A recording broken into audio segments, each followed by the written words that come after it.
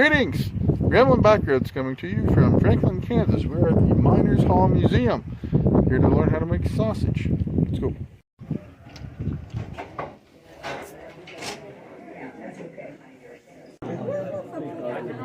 In the museum, plenty of people turned out for the event.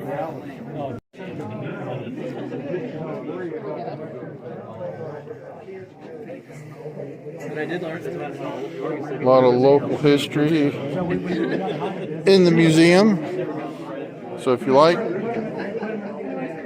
Southeast Kansas history, come on down, check it out.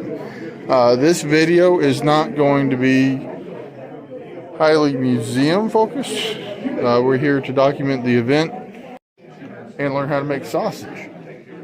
However, there will be a separate video more museum focused. But as of right now, let's find a seat.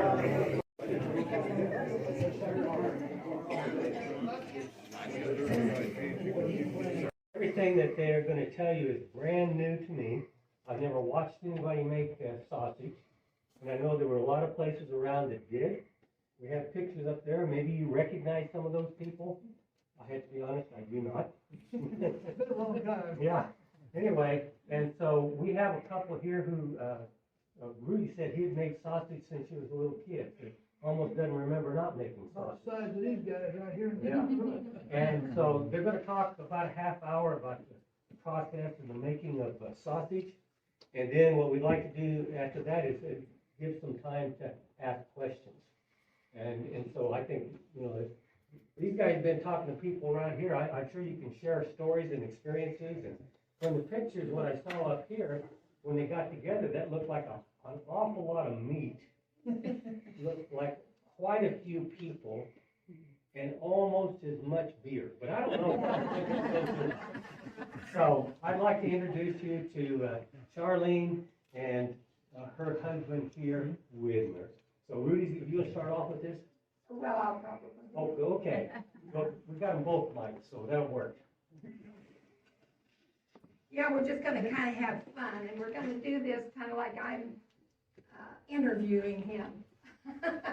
So hopefully it will go the way we like to.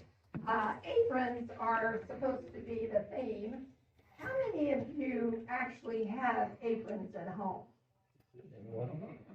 Do you use them? Yes. And you use them just to cover, don't you, so you don't make a mess. And a few years ago, I made all my grandkids an apron. And that was one of them. I made them out of jeans. And he decided he wanted to do that. So anyway, back in January, when we started to have this, I did a little digging, and I was kind of curious to the word apron, you know.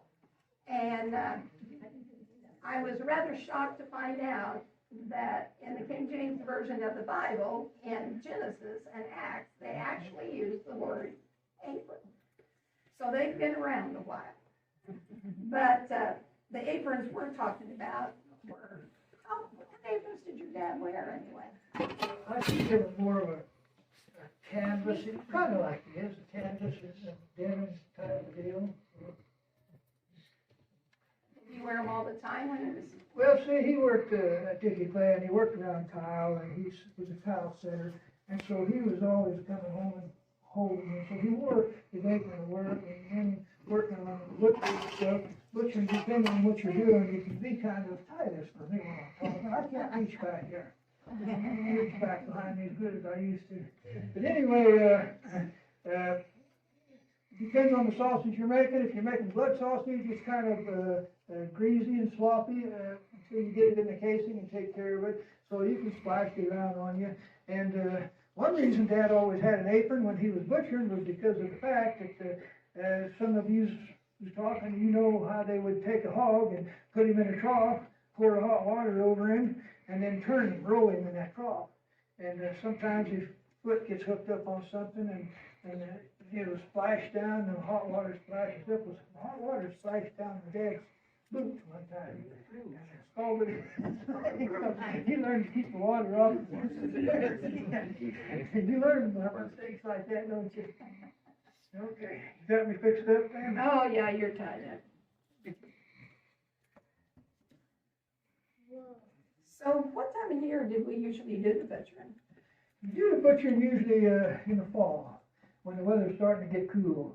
Because, you do your butchering, the pig was what we mainly butchered was pigs.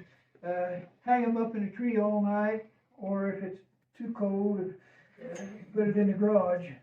But sometimes the dogs and the cats like to get up the tree and see what you got hanging up there. That has happened too. But you do that in the fall because, you prepare for the winter coming on. Other than doing some hunting, you raised your crops, you raised your garden. Mom and Dad, they would can and butcher, and so you was preparing for the long, hard winter coming up. And spring before things got going good. So, yeah, usually the cooler you see. And what kind of sausage did you make? Well, we made we're mainly talking about garlic sausage. But there is also blood sausage too. How many of you all have ever eaten? It's called blood sausage, it's called rice sausage. Okay? Just the name kind of turned me off. But some of the spices that they would put in it, that they, the way it was made, you'd have this big bathtub-sized tub, and if you're looking at some of those pictures, you can see they would make just hundreds of pounds of sausage. And what kind of spices do you put in that blood sausage anyway? Well, I could remember a little bit of it, but I finally had to get out on the internet and search some different sites, and gradually I began remembering what he put in it. But just to make a quick run here, you put in barley, you put in salt, you put in onions, you put in pepper, you put in a cure, you use marjoram, sage, cinnamon, mace, cloves, ginger, and that's basically about it. And okay, you talk about blood sausage. You got its name in German. It's called Blutwurst. How many knows what I said? Okay, what I say? Blood sausage. You bet. You see, we come from an area here. There's so many different nationalities, and so there was Germans, there was Slovenians, there was Italians, there was all different bands of people, and so we called it. I've heard it called Karawa Klobasa. Anybody heard that one? That was basically, yeah. What was that? What was that? Blood sausage. Yeah. Oh. Yeah. So that was okay. How about who knows what a kishka is? Kishka. That's what they stole. Yeah. So when you live around a bunch of different people and they're all got their nationalities that they. My grandparents, for example, spoke more broken than they did English, and so I kind of learned some different languages that way. But okay, did that answer your I think question? that's a polka you're talking about where they stole it, yeah. Jacob found my kishka and he brought it back. Hey! Carlos, now we're dancing. We're dancing here. Get them started. Really got some good nights. In fact, we lived across the street from Jimmy Carlinger. Anybody ever hear of Jimmy Carlinger? Well, when he was a little bitty guy, probably 12, 13 years old, after you made the sausage, then you had him practicing his accordion and playing the polkas and things like that. So he got used to being around people and being in front of people. He was kind of a shy kid back in the day. And He was always a good kid. he was always a good kid. And there was other kids that used to be always on our sausage bacon, and that would be Mark Schroeder. Anybody ever eat any Schroeder's good stuff? Yeah. And Teddy David, he's passed away now, but he just loved to watch people making sausage and doing the different butchering, so. He loved it when he got big enough that he could take the gut with the meat in it and tie them, you know, like put links in them. He liked doing that. Boy, that was fun, tying that sausage into links. You wanna show them what your sticks are laying there? Okay, the first thing you're gonna probably think, this is associated with blood sausage. And no, they're not chopsticks. You don't eat blood sausage with chopsticks. Somebody probably knows what they are. Sorry in there knows. Anybody else? What are they? Is it like something to tie the ends together? You got it. You got it. I thought it was, because it sort of looks like a string stick, you know? It's we call them spala. Spala.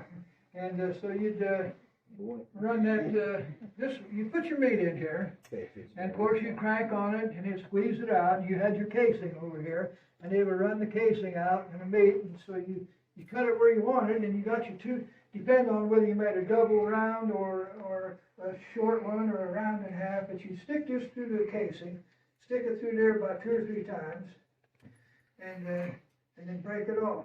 My dad, he always used to like to use willow, because the willow is a fairly strong piece of wood, and it breaks easily, and so it's not so hard to tie with. But that's how you tie bacon with a piece of wood. It's really not that hard, not once you get the knack of it. Blood sausage is kind of greasy, so your hands are slick, and sometimes you'll slip out of your hands. But You would just run a short piece of your stick through there and break it off. You didn't have, and then you'd do another sausage and break it off. Yeah, You you'd didn't run it have up that through big the- long thing. run it up through the gut and then break it off there at the end, and you're tied. And you keep doing that until you, of course, these are fresh. They don't break as easy, because I just cut these the other day. And, but, so Dad's always was a year old, so when you snap them off, they snap off good and clean. So, okay, what else? Okay, another thing we used to make a lot of was garlic sausage. Mhm. And I think the last time we made that was with Aaron, our grandson. Yeah, probably was. And that was a deer, but you can make it out of, you always needed to mix pork in there because you needed the fat. But we have made, our son that's here from Springfield, you can buy buffalo over at the Prairie State Park. They have an auction each fall. And we were doing hosting work over at Stockton Lake, and they notified us, and he wanted to try butchering buffalo. So we did. I think we did that 2 or 3 years in a row. And we would make sausage out of the buffalo mixed with pork also. The deer makes really good. One time, tell them the story about the rabbits, and how many remembers Steve Prosnickers used to have a beer Steve's joint. place, yeah. Steve's place up here. There's some pictures on the wall I saw a while ago, Steve's. Okay, tell your story about making them.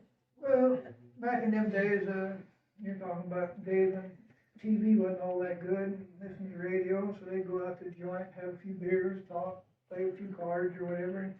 So, remember when we had rabbits running all over the place? I mean, you couldn't do nothing. You plant a garden and rabbits eat it up, and then all of a sudden there wasn't no more rabbits. Well, there's a reason for that. A bunch of us guys got together and shot a bunch of jackrabbits and cottontails, and they asked Dad, can we make sausage out of that? Sure, you can make sausage out of it. We just mix a little pork with it, get some fatty pieces of meat, grind them up, stir them together, season them up, and it was just, you wouldn't know the difference. Nobody told you was eating rabbit sausage, you wouldn't know that. And the story goes that there was a guy, and he wanted the recipe, the Widmer recipe. Well, this goes back to the days when we worked at Dickey Clay there in Pittsburgh. And so we always butchered, always had sausage. It was just part of life. So we'd be sitting at the table eating lunch, and Dad pull out a sausage and start eating it. Somebody say something about that sausage. He said, I got an extra one, you want to try it? So the guys got to try the sausage, and they said, that's pretty good stuff, you know. And do you sell that stuff? No, we just make it for ourselves, you know.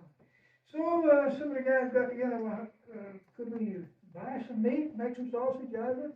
Sure. So they'd go up to the grocery store and they'd catch these Boston butts when they were on sale, a big old chunk of meat. There's a fatty piece of meat, you need some of the fat for grease. And so they'd get together and they'd decide how many pounds of sausage everybody wanted, so you might have 50 pounds of meat. So they'd buy that meat and bring it home, and here you got a selection of knives. Get over here where you can see this here. It's kind of fall. So you got this is just a typical butcher knife. You want to slice your hams and slice your bacons, and when you're butchering, you've got lard. The lard's on the skin. Somebody was talking about how heavy the pigs would get sometimes. You just cut that lard in strips, lay it down there, and pull that skin, and the lard just peeled right off. So you got the skins. You got to save the skins because you saved everything you could on a pig. You got a big family and it goes fast. So you can use the skins in blood sausage, or you could use them in head cheese. Is another thing that Dad used to make. You could use it in different things. But these were more of a butcher knife. But these here was what you call a boning knife. And some of them areas where you got to get down into them little bony areas, you can reach down in there and cut that meat out of there. And most of that was what you put in sausage anyway, the trimmings and stuff like that. Because you wanted to save your bacon, you wanted to save your pork chops, you wanted to save your hams, and you wanted to save the good cuts of meat, roast. So these little skinny blade knives, they were just pretty handy. They've been sharpened and sharpened and sharpened. You pick your teeth with them probably. I heard some people asking you about your cleaver and why it looks like it does. Okay, so some of you probably know what this is. Steel. Star Wars. I've got a knife that ain't cut very good, so you take your knife and go. So it's basically a knife sharpener? Yeah, it kind of repositions your metal from your blade. Like you said, somebody said take the burrs off and stuff. So you didn't use it a whole lot, but sometimes you needed to.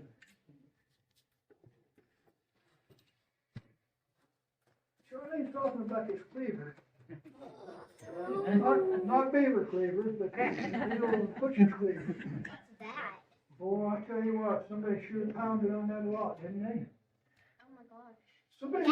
Somebody wrote a date on this handle, and it says 1910.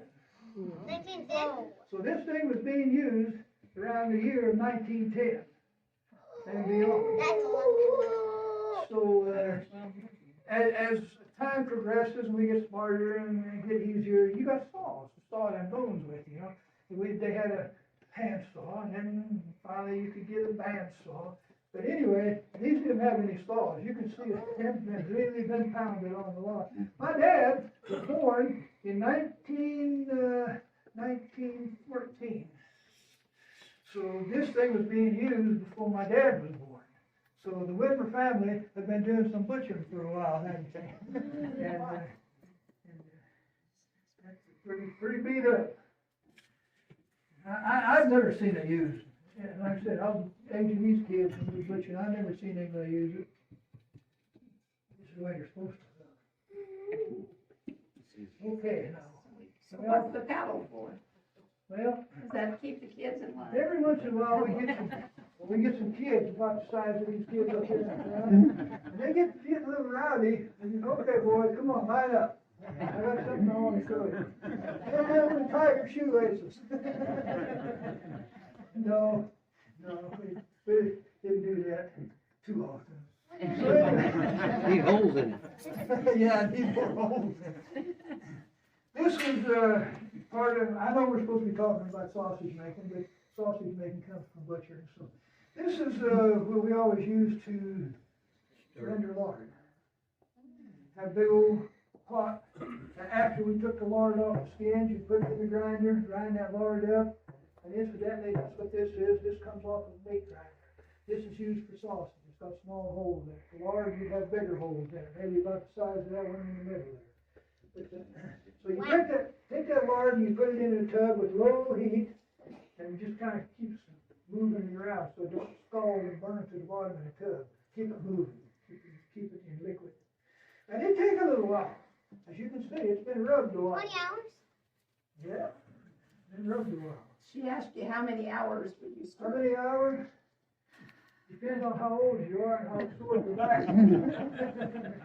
Yeah, I'd say, depending on the heat, an hour or two maybe. My dad, he was always kind of keen to new inventions and stuff. He'd get that lard, so he'd take up some onions and peel some onions and cut them in about 4 pieces, 6 pieces, and throw them onions in that lard and stir them in and give them some good flavor. Onion in the lard. And then he got thinking, maybe we could just fry a few potatoes in that. So he get some potatoes and cut them in the strips, throw them in. So we worked, but we had fun. We nibbled and had fun, and like I said, everybody bring their own beer if they wanted beer. They bring a bottle if they wanted to have a highball. And whatever, just stay sober and don't cut yourself. Something's not pretty sharp.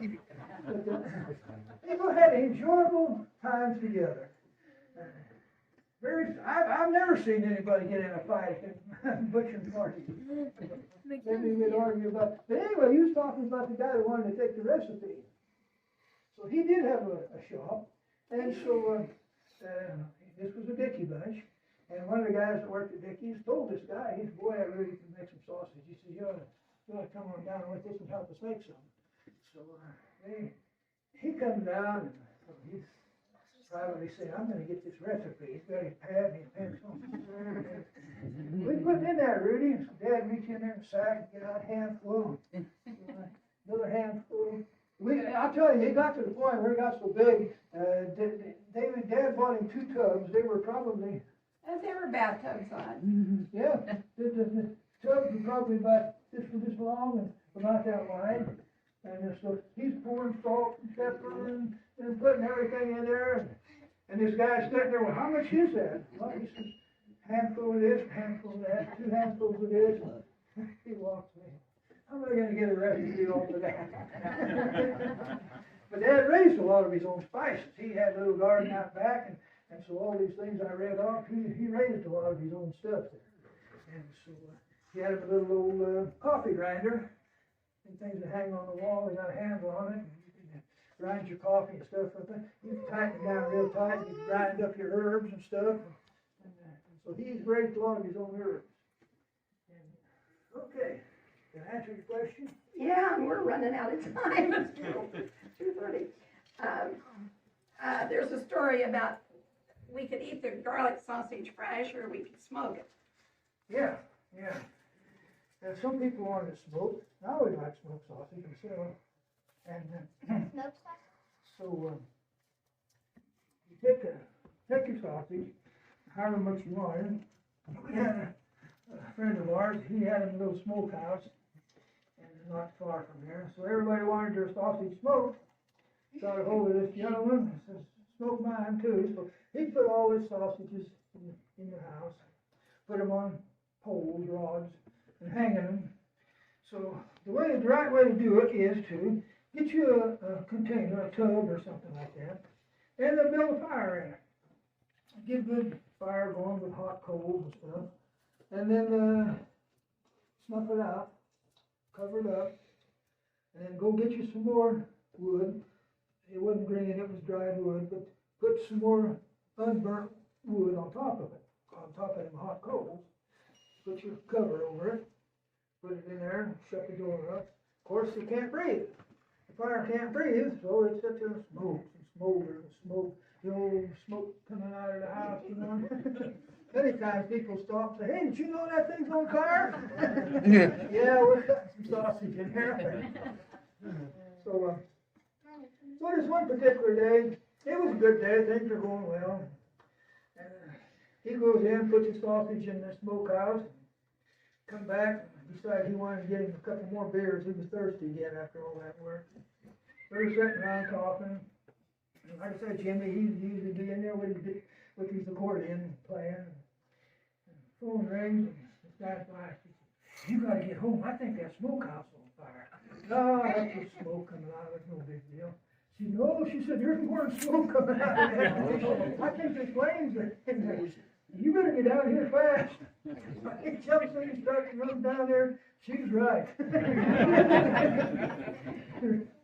Dragged all that fire out of that thing. Well, what happened, it got too hot. And of course, sausage, you know, it's got a lot of fat in it. So it starts getting hot, what's it gonna do? Start dripping. Dripping down. Fat on the fire, boy. Pretty soon you had a good bonfire going. I don't think anybody lost too much meat, then maybe a few got a little done. Got cooked in the smoking process. Again, there you go. People, there's no problem. Nobody got mad and sued him because he burned up one of his sausages, you know. Okay, I'm sorry, but we're at 2:30. Anybody got questions they wanna ask? You can go on a little longer. Cut it off. We got more stories. Somebody had a question. I'm sorry. You can still tell a story. Well, but we got a gentleman with a question. What is the main smoking wood? Well, the wood, that's the question I had. I was, like I said, a young man growing up, and the guy that done smoking for them. I asked him one day, I said, hey, what do you smoke with? What kind of wood do you use on that? Because you had fires going like I have, windy roads and stuff. Some had smoke. The time we went out to the lake, we had a big old fire going out there, roasting weenies, there was black smoke coming out of there. Somebody said, what's all that black smoke? Somebody burning a weenie up? And come to find out, looked in there, and somebody found a piece of creosote wood. Very good, but the hot dogs had funny taste. You got a question? Yeah, and the answer to your question, they use nut or tree wood, like That's pecan. that's our crest. Yeah, so, hickory's always a good way to go. Is there much hickory left? Oh, yeah, you can find a little hickory. You can always find wild cherry. Oh, yeah, okay, well, that's good. Any fruit. Yeah, Apple, pear, Right. peach, apricot. you know, I lived in Texas Yeah. and one time I had an empty trailer and I just got a bunch of mesquite, threw it in there for ballast. Yeah. I got up to Michigan and my brother, he said, oh, man, you know. Mesquite, that's good. And so over several years, I brought him up a huge amount, because mesquite is a weed in Texas. People want to get rid of it. You knew how to get rid of it, didn't you? Yeah, he wants more, but I told him I'm 15 years older, you know, he can come down and.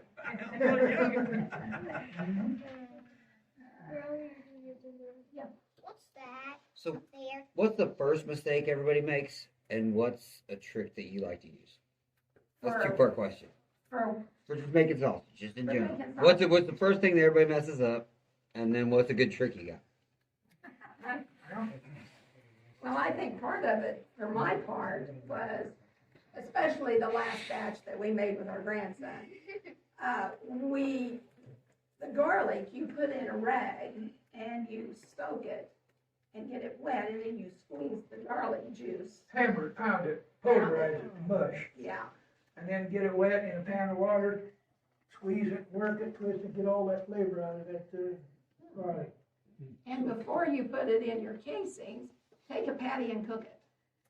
Oh, it needed, I think we kept adding garlic and onions and things like A that. little more salt, a little more. But taste as you go along, cook it and taste it. Don't mess up. Our daughter actually made, last winter, she lives in the Boot Hill, Missouri, and she actually made the sausage.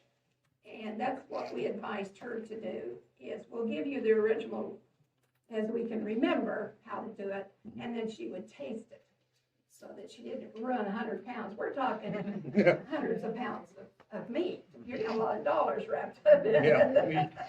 You throw that on one time, you ruin the whole batch. That's There's right. one of my sons back there looking over the top of that wall.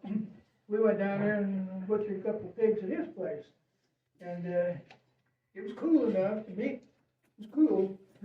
Boy, was it cool. I mean, it was so cold. I mean, you couldn't even get the casing to go over that spout. It'd freeze on the spout. And, oh, it was cold. And the spices, situation there, we, like I said, I got on the computer and found some stuff that I had forgotten. We put it in there. And any recipe is your recipe. There's a lot of sausage recipes out there. A lot of blood sausage recipes. Everybody got a little bit different. What you like, that's what you put in it. But that was good advice. Taste it. See what you taste it like. And the story goes, back when he was a young man, they would take that rag that they had soaked the garlic in. Maybe you've been enough tell that story.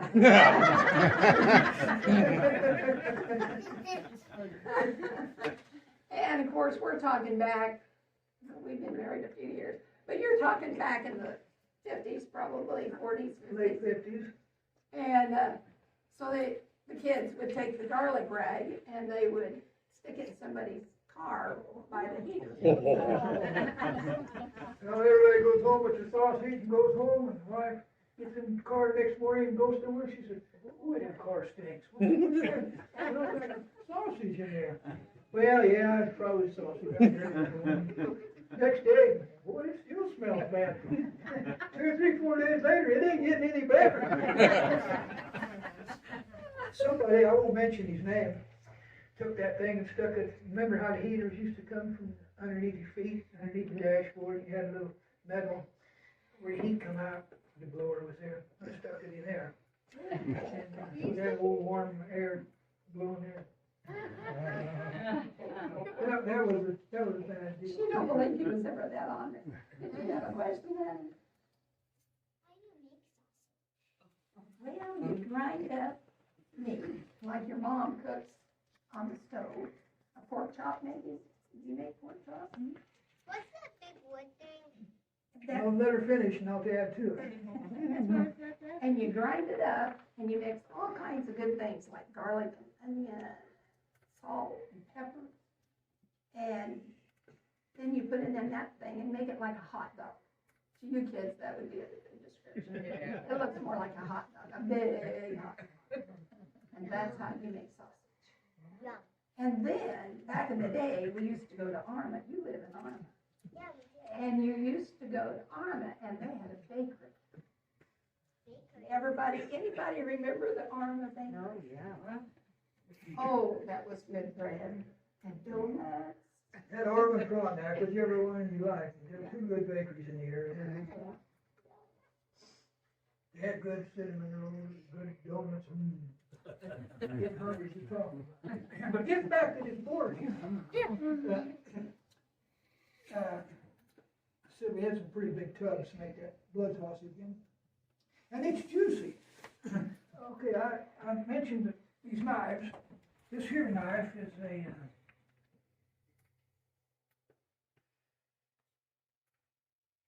this one. See it's shaped like a torpedo? That's what you call a sticking knife. So when you butcher your hog, when you butcher anything, beef, shoot it in a pig, big old pig, big old. Anyway, when the pig goes down, you need to bleed it. You need to get the blood out of the body.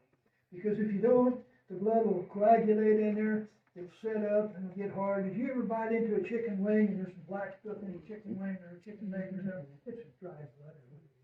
So you want to get the blood out of there. So we take a pan and put a pad down there and get in close to the heart of the jugular vein and bleeding.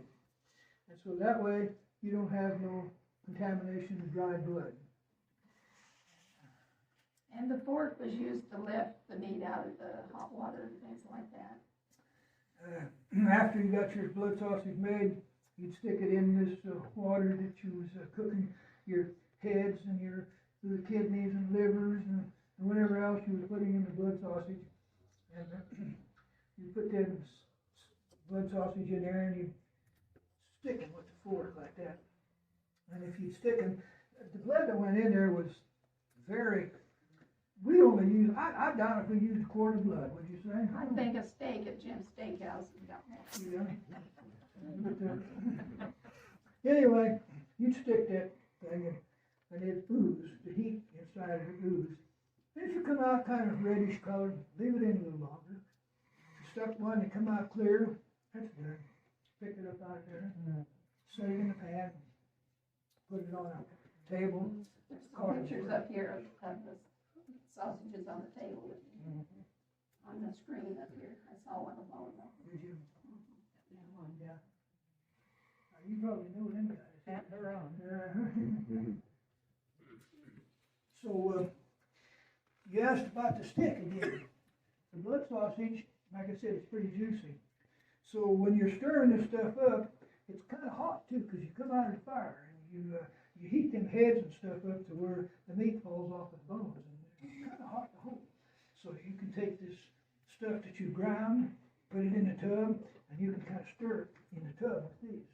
That way you don't get your fingers burnt and stuff like that. And you can still use it when anybody needs a good whooping. I don't need a whooping right now. Well, we thank you very much for your attention. Brother has a question. So, yeah, What's the casing made out of? what's what? The casing. Okay, nowadays you can buy casing over the computer. What the casing is made out of is the intestines.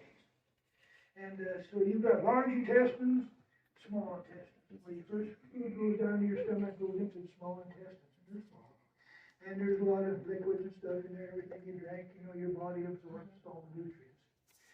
And then as your body absorbs stuff, it gets thicker and thicker, and then you gotta go sit on the stool and get rid of the real thick stuff. So then, when we was first doing that, we take these small intestines, and after you open the pig up and disembowel it, took these bowels and stuff out, you would take these little pieces of gut and pull there's fat around them, protect them. So you pull these pieces of gut out of that fat, and however much you thought you want, you might take a piece long enough from here to where you're sitting, maybe, cut it off. And then you take that piece of gut and you put it in strong water with the salt, maybe garlic, something, and turn it inside out. Turn it inside out, pour the water in it, and wash the outside, wash the inside. And then you take a scraper and scrape any part of that intestine that has, I don't know what they call it. Scrape it out. Yeah, skin. It's just skin. And it's skin that you can sit there and eat. You eat pork rinds? Yes. They're not nearly as thick as pork rind. You know, if you eat sausage in a casing, it's thick. And you just eat the casing and all. So, And like this gentleman said, you can actually, when you buy menudo, I don't know how you spell it, but we lived in New Mexico a while, I know what you're talking about. And it is the intestines, it's one of them. We used to call that Mexican cream of wheat. Okay, Linda. Okay,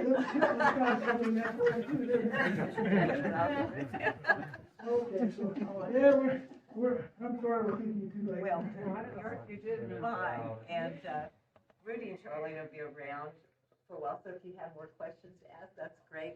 Let's give them a round of applause.